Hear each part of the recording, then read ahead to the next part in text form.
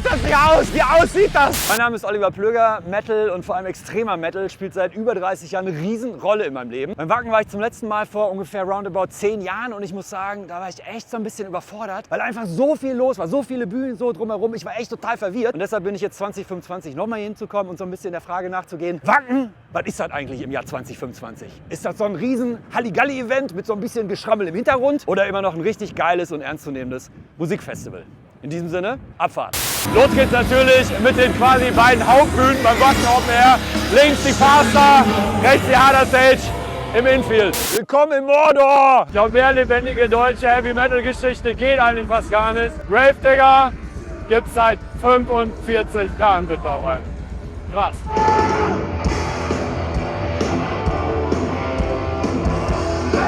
Chris Boltendahl von Gravedigger ist bei mir auf dem Wacken 2025. Erinnerst du dich noch, wahrscheinlich ewig her, auch an dein allererstes Wacken? Warst du da als Band da, privat? Wann war das? Ja, 96. Wie viele Zuschauer waren da ungefähr? Ach, ich glaube 1500, 2000. Krass, ja. Okay. Und haben dann 97 gespielt, hier auch in der Kuhle.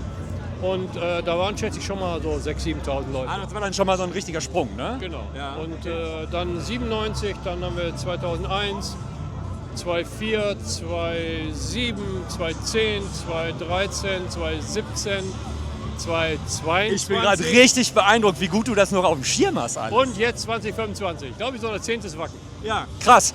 Und daran sieht man ja schon, wie verwoben du und ihr mit dem Wacken seid. Es gibt ja sogar eine Gravedigger Gasse, habe ich gesehen. Genau, ja. Würdest du die spontan von hier aus finden auf dem Gelände? Nee. Ohne Gummistiefel so und so nicht. Ja. Aber es gibt eine Gravedigger Gasse. Und um den Bogen jetzt mal so komplett rund zu machen, 45-Jahres-Special steht heute für euch an um 17.30 Uhr, glaube ich. Wie sehr macht man sich da einen Kopf? Weil da will man bestimmt ganz viel reinpacken und was Besonderes kreieren, oder? Ich würde mal so sagen, wir hatten nicht die Chance, uns einen Kopf zu machen. Aus dem einfachen Grunde, weil wir auf derselben Bühne spielen wie Guns N' Roses. Ja. Wenn man weiß, Ami-Produktionen machen keine Kompromisse. Da ist gar nicht viel Platz für euch sozusagen. Nee. Chris, ich wünsche dir alles Gute Ja, auf jeden und ganz Fall. viel Spaß vor allem auf der Bühne zum 45. quasi. Ja, auf jeden Hau rein, mein Fall. Lieber. Vielen Ne? Dank, Und ich hoffe, wir sehen uns mal in Köln demnächst. Ja, auf jeden Fall. Macht's gut, ne? Und yo, ich bang hier zwar irgendwie so vor mich hin, aber eigentlich denke ich, Plöger, Alter, wo könntest du denn gleich zumindest theoretisch sonst noch so hin? Zur Roaring Engines Motorshow, zur Cagefight-Bühne, zu den Metal-Workouts, ins Space Camp, zur Wasteland Warrior Feuershow oder zum Gottesdienst in die Metal Church oder zum Feuervarieté oder zum Kack- und Sachgeschichten-Podcast oder zur Niki Gara, der Teufelsgeigerin. Ich finde auch, es ist zu groß mittlerweile. Aha. Dann will man auf die Bühne, gleichzeitig spielt Ja, da ja, hinten was, man ist nur am Rennen und dann guckt man schreibt sich dann raus, wo man hin will. Ja. Und meistens ist was parallel. Händisch auf Papier oder hast du das in der App irgendwie? Mein Mann hat, also wir haben die App, aber er hat so ein Zettel. Schatz, wo ist der Zettel? Der liegt sicher im Trocknen, das ist geil. wichtig. Ne? Nehmen wir morgen mit. Aber machen wir normal auf Zettel, dann anstreichen und dann kann man immer schnell gucken, wo muss ich hin. Und Ja, im Prinzip ist verstanden. Und die 10 Mal, wo deine Angetraute hier war, warst du jedes Mal dabei? Oder habt ihr euch auch hier kennengelernt? Oder wie war das? Nee, wir konnten uns vorher schon, Ja. haben gesagt, als Metal-Fan wollen wir einmal nach Wacken. Ja. Da haben wir jedes Mal eine Null dran gehängt, ja? Komm, noch einmal, nächstes Mal fahren wir nochmal, aber dann ist vorbei. Ne? Und das ist wirklich jedes Jahr das Gleiche. Und Ja. so geht's weiter. Ja. Meine Mucke ist auch nicht hundertprozentig. Zeit für ein Bierchen. Darf ich dich fragen, wie viel Liter ihr Bier hier am Tag verkauft ungefähr?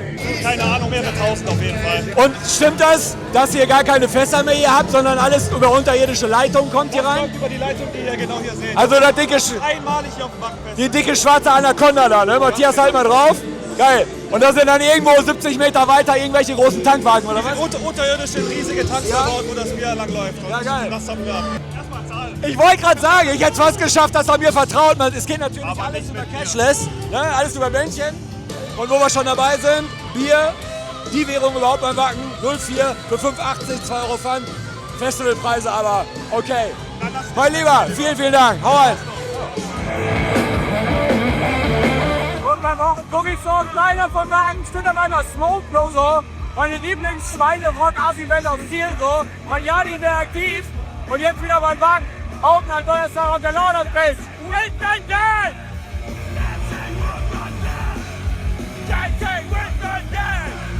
Ich begrüße den lieben Straßenköter und den lieben Mr. Letten beim Wacken 2025. Leute, ich war gerade bei euch vor der Bühne und vor ein paar Wochen, ich war echt total baff. Gibt's euch jetzt wieder oder was? Ich konnte es nicht so wirklich eruieren im Internet. Und immer wenn es die Möglichkeit gab, ein bisschen Kohle zu machen, haben wir da gespielt. Wenigstens einer ehrlich hier im Backstage.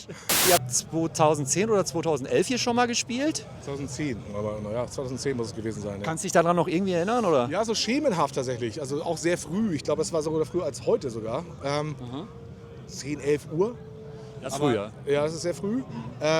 Auch so zu Ravioli-Dosenzeit, Frühstück haben wir da aufgespielt.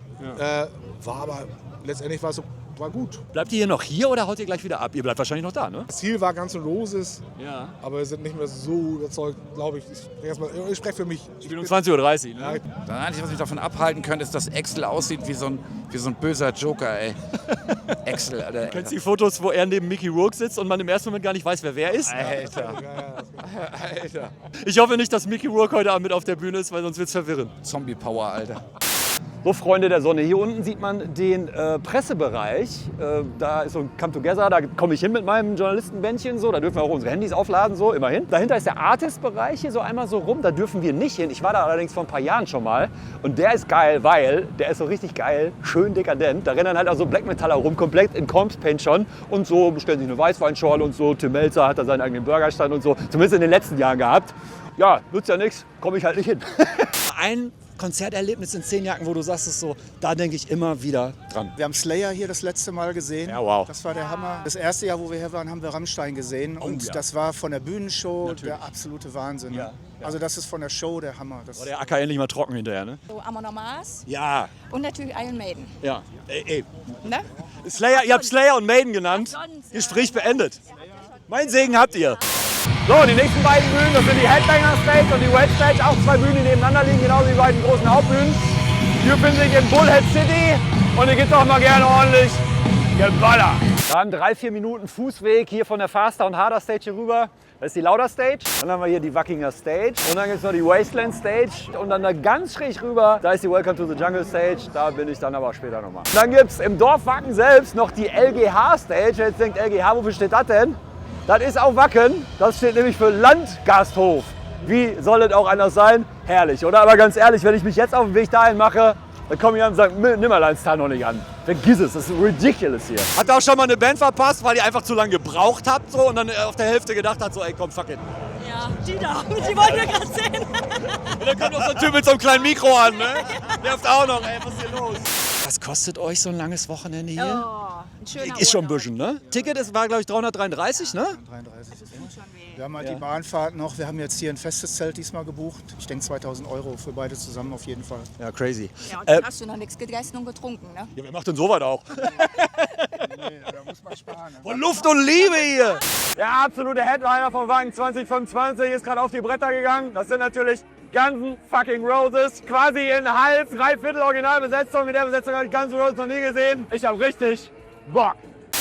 Ich glaube, Thomas Jens muss ich nicht vorstellen. Thomas ist eines der Gesichter, der Macher, der Chef vom Wacken seit über 3 Jahrzehnten so. Thomas, ich habe vor 5, 6 Minuten so einen Heli da kreisen sehen. Der ist, glaube ich, auch gelandet. Da saßt du aber nicht drin. Nee, da kannst du dir sicher sein, dass ich da nicht drin saß. Fliegst du nicht mit dem Heli gerne? Ja, nur wenn ich echt muss. Ne? Ihr habt ja alles schon gesehen und alles erlebt, da müssen wir eigentlich gar nicht groß drüber sprechen. Aber gibt es vielleicht jedes Jahr eine so eine Kleinigkeit vielleicht auch, die sich beim Wacken wiederholt, auf die du dich schon das ganze Jahr vorher besonders freust? Ja, auf die Begegnung. Ne? Meine ganze Family wohnt ja noch in südlichen Schleswig-Holstein. Ja. Kommen auch alle Ja. oder fast alle. Ja. Das sind die Begegnungen, dann aber die Begegnungen mit den Bands. Ja, dann die Crew Ja. und dann natürlich auch draußen die Fans. Wie oft klingelt dein Handy in eine WhatsApp-Gruppe oder wird das so wegdelegiert, dass du wirklich nur die wichtig entscheidenden Sachen mitkriegst, weil du sonst irre wirst? Ja, das habe ich noch nicht so richtig hingekriegt, aber ich hoffe, dass wir genug mitkriegen. Ich war vor 10 Jahren letztes Mal am Wacken so und als ich dieses Jahr hierher kam, ich war ja echt so ein bisschen überfordert. Was macht ihr denn alles mittlerweile drumherum? Liegt's an mir? Hast du da einen Tipp?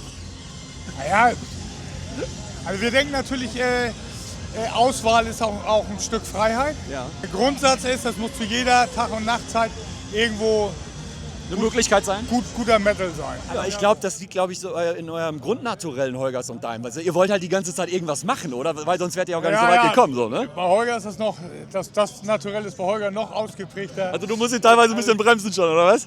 Naja, man muss gucken, dass wir auch die richtigen Prioritäten setzen. Ja. Eine Frage zum Schluss. Ein Kumpel von mir, der feiert demnächst seinen 50. Ne?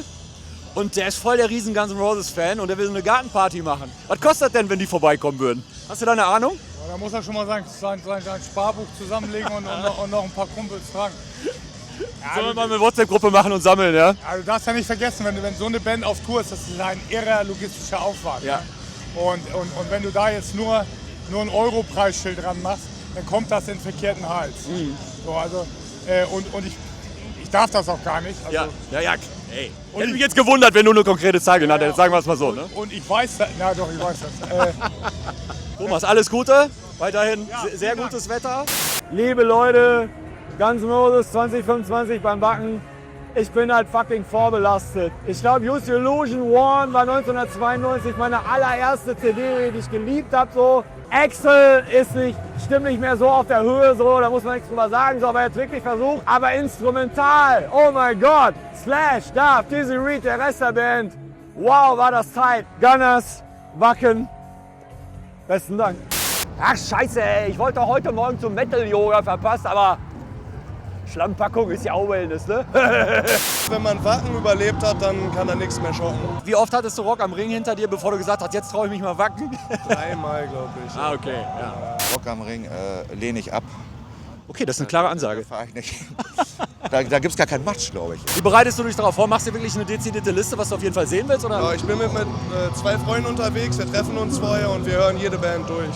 Wir haben, glaube ich, über 30 Bands jetzt, wo wir auf jeden Fall hingehen wollen. Die ihr vorgehört habt und gesagt habt, so, ja, dann gehen wir zu dritt hin. Genau, ja. Krass! Das ist ja jetzt zum Spaß hier, ne?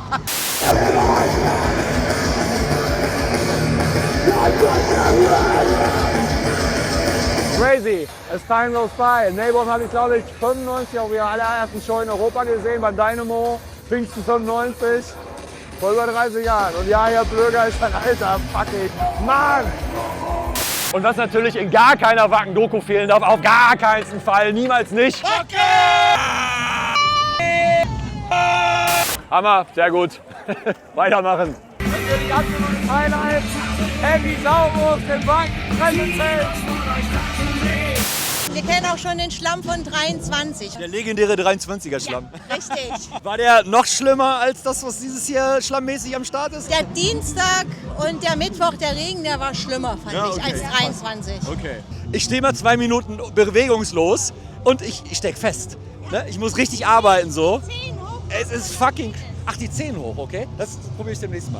Kinders, und als wäre noch nicht genug am Start, es gibt halt auch noch Lesungen auf dem Wacken. Unter anderem hier auf der Welcome to the Jungle Stage. Die ist so, ich glaube, wir sind gerade so 25 Minuten gelaufen aus dem Infield, so in den Matsch halt aus. Es dauert. Das ist auch ein Riesenareal so. Unter anderem als Lesegäste auf dem diesjährigen Wacken sind dabei. Eine lustre Mischung, würde ich mal sagen. Unser Lieblingsauswanderer Conny Reimann.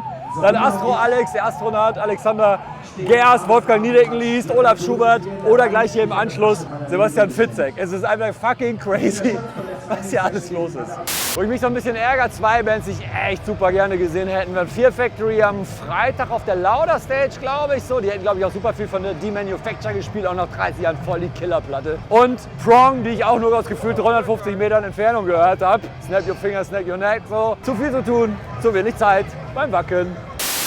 Wacken 2025, ich mache einen riesigen, dicken Metalldeckel drauf und komme nochmal zu meiner Ursprungsfrage zurück. Wacken 2025, was ist denn das eigentlich? Und so ein bisschen platt, wie das vielleicht klingen mag, aber ich finde, Wacken ist mittlerweile das, was jeder selbst draus macht. Ich meine, du kannst dich total verlieren mit Itzi Bitzi und Halligalli und sonderlichen irgendwie Ablenkungen, die es jetzt zuhauf gibt. Oder du kannst natürlich auch richtig viele geile Bands sehen auf möglichst verschiedenen Bühnen.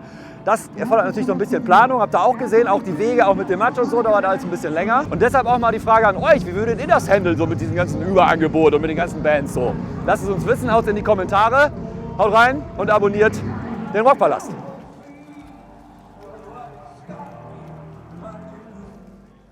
Wacken!